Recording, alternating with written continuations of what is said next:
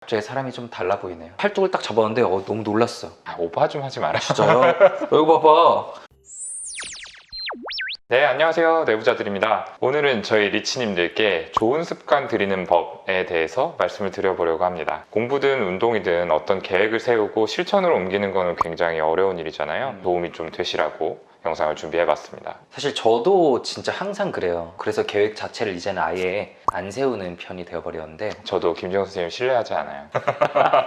근데 제가 알기로 저희 멤버 중에 동훈이가 제일 저희 같지 않게 약간은 잘 뭔가 해나가는 편이거든요. 성실하고 부지런하고. 그러고 근면하고. 보면은 옛날에 뭐 제일 좋은 성적이 있었던 것도 아마 이런 부분이 좀 영향을 미치지 않았나 싶은데, 오늘 연대 의대 상위권 성적을 유지하던 오동훈 선생님의 비법을 한번 들어보겠습니다. 아무튼 좀 말씀을 드려볼게요. 이 계획을 현실화하는 데 있어서 가장 핵심적인 부분은 결국에는 습관화라는 것인 것 같습니다. 이 일을 해야 하는 의미를 막 되새기면서 의지를 끌어올리는 뭐 이런 것도 중요하지만, 습관이 되어서 어느 정도 자동적으로 좀 반복이 되도록 만드는 게 에너지를 절약하는 측면에서 더 좋다라는 거죠. 그리고 깊게 생각하는 게 오히려 독이 되는 경우도 있어요. 제 예를 한번 들어보겠습니다. 저는 이제 아침마다 출근 전에 헬스장에 들렸다가 오겠다라는 계획을 세웠어요. 아침에 일어나면은 항상 좀 그런 생각이 들어요. 내가 이렇게 피곤한데 오히려 운동에 가가지고 에너지를 소모하면은 오늘 하루를 살아가는데 마이너스인 거 아닌가. 이따가 졸려서 진료할 때 하는 상태로 환자분들을 맞다 보면은 그분들께 뭔가 좀 죄송한 일이 아닐까? 최선을 다하지 못하면 어떡하지? 그러므로 조금 더 자는 게 낫지 않을까? 뭐 이런 생각들을 계속 하게 돼요. 제 머리를 열어봤네요. 저 비슷한 생각 하고 계시죠? 네. 그래서 이런 식으로 고민을 하다 보면은 어느새 시간이 지나 있습니다. 그러다가 좀 의식을 잃기도 하고 오늘은 못하겠다, 그냥 출근해야지, 이렇게 돼버리는 거죠. 그래서 뭔가 의식이 깨어나기 전에 깊게 생각을 안 하고 곧바로 운동을 가려고 좀 노력을 하고 있습니다. 일어나서 그냥 움직이는 거죠. 일단 움직여서 바로 운동복을 입고 그렇게 되면은 어떤 식으로든 좀 굴러가게 돼 있어요, 상황이. 다행히 이런 전략이 통할 때가 많아서 어느 정도 좀 습관화가 되어서 굴러가고 있다라고 생각이 됩니다. 제가 작년에 되게 감명 깊게 읽었던 책인 걷는 사람 하정우 책에도 이거 거의 비슷한 멘트가 나와요. 자신도 똑같다. 아침에 침대에서 나오는 게 너무나 힘들고 더 누워있고 싶고, 그런데 어떻게든 그 첫 한 발짝만 자기는 억지로 낸다. 그러면 달라진다는 걸 알고 있기 때문에 그래서 아예 집에 있는 러닝머신에 하루에 첫 일과가 그 러닝머신에 올라가서 한 4, 50분 정도 뛰는 거. 그렇게 한번 움직이면은 그 다음 자신의 루틴대로 굴러간다고 하는 거죠. 첫 발자국이 어렵다라는 거군요. 네. 그래서 제가 최근에 좀 습관 형성에 대해서 읽은 책에서 감명 깊은 구절을 발견을 해서 여러분께 소개를 해드리려고 합니다. 이 습관 형성에 대해서 다룬 헤빗이라는 책인데요. 이런 내용이 있었습니다. 의지력, 자제력이 강하다라고 불리는 사람들은 사실은 유혹에 저항하는 힘이 강한 게 아니라 유혹에 넘어갈 만한 상황을 안 만드는 거다. 이런 내용이 있었어요. 견디기 힘든 상황을 억지로 만들어 놓고서 그거를 막 참고 막 의지로 버티고 이런 게 아니라 애초에 참을 일이 최대한 없도록 상황을 설계를 해놓는다라는 거죠. 딱 이거 들을 때 바로 1번으로 떠오를 수밖에 없는 게 정신과에서 이제 술 문제 있는 분들 진료할 때 딱 이렇거든요. 금주라는 습관 이렇게 만들 때 저희가 강조하는 게 의지력, 의지력 키우자 막 이거 하는 게 아니라 그냥 술 생각 날 만한 상황을 최대한 피해라. 술자리 절대 참석하지 마라. 그리고 집에 가는 길에 편의점 꼭 항상 이렇게 들르게 돼 있으면은 다른 길로 좀 돌아서 가보시라고도 해라 말씀을 드리고, 특히 냉장고에 술 안 버리고 계신 분들 진짜 많아요. 그거 일단 다 버려라. 술 자체 사지 마라. 그래서 술 생각 날 수 있는 요소를 최대한 다 피하라고 해요. 삼겹살에 소주 이렇게 드시던 분들은 그러니까 최대한, 연결되는. 그러면 최대한 삼겹살도 피하고. 근데 우리나라에 솔직히 자극되는 게 너무 많아서 편의점 어떻게 계속 안 가겠어요. 그리고 TV만 틀어도 술 광고 너무 쉽게 나오니까 다들 힘들어지시는데, 어쨌든 간에 술은 절대 이길 수 없는 거거든요. 이제 술 문제가 있는 분들에겐. 그래서 그걸 내가 맞서 싸워서 이기겠다라고 하시는 분들은 항상 지기 때문에 우리 술은 우리가 이길 수 있는 게 아니다. 최대한 열심히 도망쳐 다녀야 된다라는 말씀을 드리곤 하는데, 방금 오동훈 선생님 얘기한 그 습관에 잘 이어나가는 분들은 그런 면에서 현명하게 행동하시는 것 같아요. 그렇죠. 그래서 이제 술자리에 아예 가지 마셔라 라고 말씀을 드려도 어떻게 참석 안 하냐, 저는 그 분위기만 즐기고 오겠다 라고 하시는 분들이 있어요. 대신 가서 음료수만 마시겠다 라고 하시지만 결국에는 한 잔만 마시려고 했는데 그게 결국 한 병이 되고 두 병이 되고 그만 또 마시고 말았습니다 라고 이렇게 말씀하시는 분들이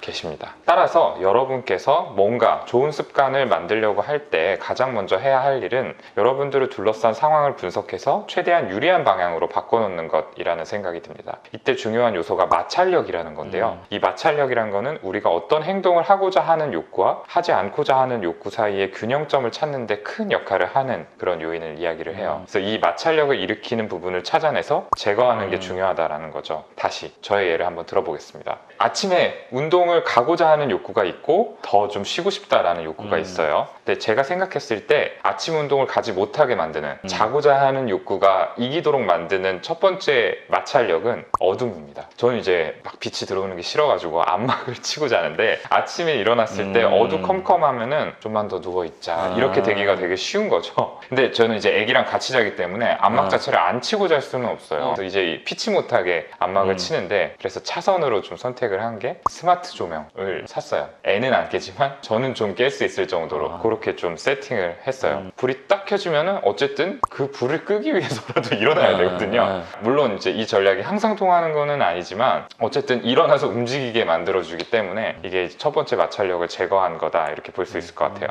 운동을 갈 때 또 비몽사몽한 상태로 운동복 어디 있지 막 이렇게 찾고 있으면은 매우 짜증이 나면서 다시 좀 누워야겠다 모르겠다라는 생각이 막 샘솟아요. 이런 일도 줄여야 하잖아요. 그래서 미리 밤에 운동복을 찾아서 아주 잘 보이는 곳에 펼쳐놓습니다. 일어났을 때 정면에 이렇게 딱 놓여있게 그렇게 놓여놔요. 이건 역시 마찰력을 제거한 예라고 볼 수 있을 것 같고요.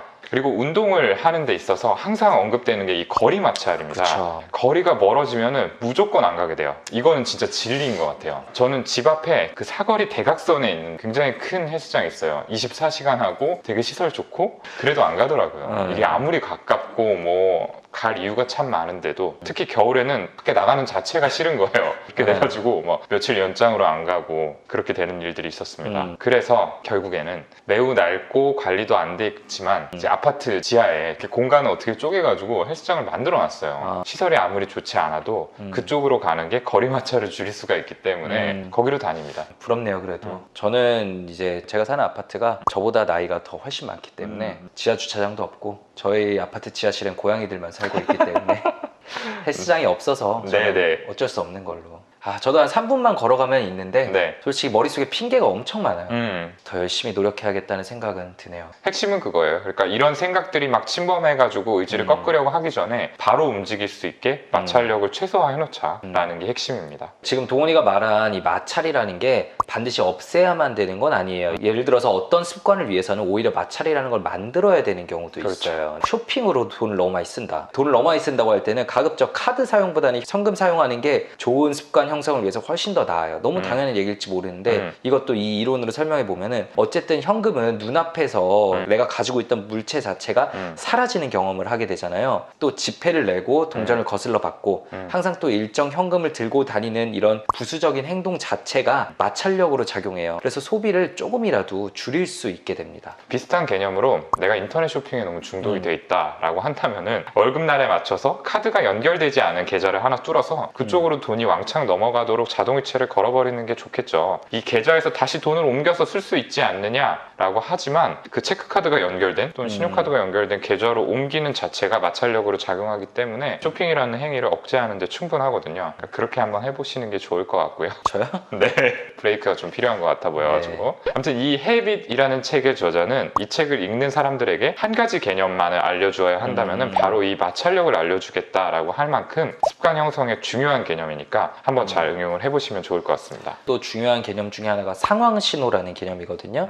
우리가 왜 밤에 잠자는 거 생각해 봤을 때 잘 시간이 되면은 을에 눈이 좀 감기면서 자고 싶다는 마음이 들잖아요. 이거는 호르몬에 따른 어떤 생체 리듬의 영향을 받는 부분도 있지만 몸에 잠자는 시간에 여러 가지 상황 신호들이 각인이 되어 있기 때문입니다. 잠잘 때쯤 되면은 이제 좀 편안한 옷차림이 되어 있고 이제 침대에 눕는 경우가 많을 텐데 그때 이불에 촉감 같은 것들도 있겠고 무드등 같은 것들을 켜놓고 잔다면은 아늑한 불빛 같은 것들도 있겠고요. 이런 여러 가지 환경이 주는 상황 신호들이 어떤 습관 형성에 이용을 한다면은 또 좋은 습관을 들이는데 도움이 된다라고 합니다. 가장 대표적인 게 시간이라고 할 수 있겠는데요. 우리는 이제 시간을 기반으로 생활을 하고 수시로 시간이 얼마나 됐는지를 확인하는 습관이 있잖아요. 그렇기 때문에 특정한 시간과 만들고자 하는 습관을 결부시켜 놓으면은 시간이 강력한 상황 신호로 작동을 할 수 있는 거죠. 그래서 내가 뭔가를 규칙적으로 하겠다라고 한다면은 그거를 막 중구난방식으로 어떨 때는 아침에 하고 어떨 때는 밤에 하고 이렇게 하는 게 아니라 항상 같은 시간에 하는 게 습관 형성에 훨씬 더 유리하다라고 합니다. 그러니까 저는